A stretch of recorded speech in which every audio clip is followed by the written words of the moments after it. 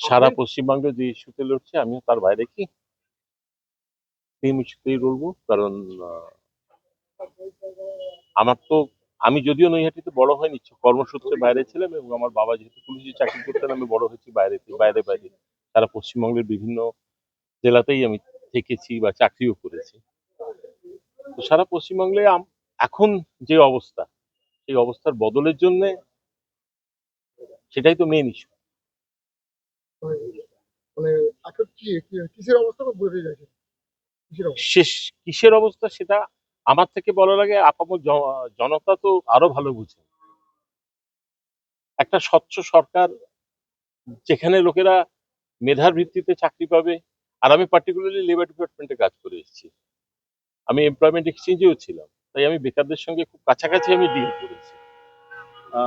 আমি বেকারদের ফিলিংসটা বুঝেওছি, এবং আশা করি আমার থেকে ঘরে ঘরে যা বেকার আছে তারাও বুঝতে পারছে আজকে 50 টাকা করে ডেলি দিয়ে একটা বেকার ছেলের কিছু হয় না।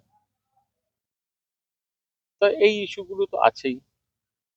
আমাদের সময় অন্তত চাকরি আমরা পরীক্ষা দিয়ে পেয়েছি, চাকরি কিনতে হয়নি। নৈহাটি পাঠ্য দাঁড়াচ্ছে না, নৈহাটি আগে জনবাসীর কি আশা প্রত্যাশা জানতে পেরেছেন এখন? ফিল তো করেছি, একদম যে কিছু জানিনি। নৈহাটিতে আমি বড় হইনি, নৈহাটিতে আমি পড়াশোনা করিনি, সেটা ঠিকই, কিন্তু নৈহাটির সঙ্গে তোমার কানেকশন আছে। এই মন্দিরটা তো আমরাই মেনটেন করি, নৈহাটিতে আমাকে বছরে আসতেই হয়, ঠাকুরের জন্যও আসতে হয়, তাই নৈহাটির ফিলিংসটা তো কিছুটা নিশ্চয়ই বুঝি। প্রথম পদক্ষেপ কি থাকবে এখন?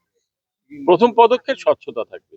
নৈহাটিতে এতদিন ধরে যেটা হয়ে এসছে, সেই দিক থেকে নৈহাটির মানুষ যেন এমএলএ কে বা প্রশাসনকে নিরপেক্ষভাবে কাজ পায়, সেটাই আমার প্রথম পদক্ষেপ থাকবে প্রচার কবে থেকে শুরু করবে? আজ থেকে। আর জয়ের ব্যাপারে কতটা আশা করতে পারি? দেখুন, যখন নেমেছি তাতে তো জয় কি, যেমন পরীক্ষা দিলেই যে পাশ করবো এর তো মানে হয় না, চেষ্টা তো করবো।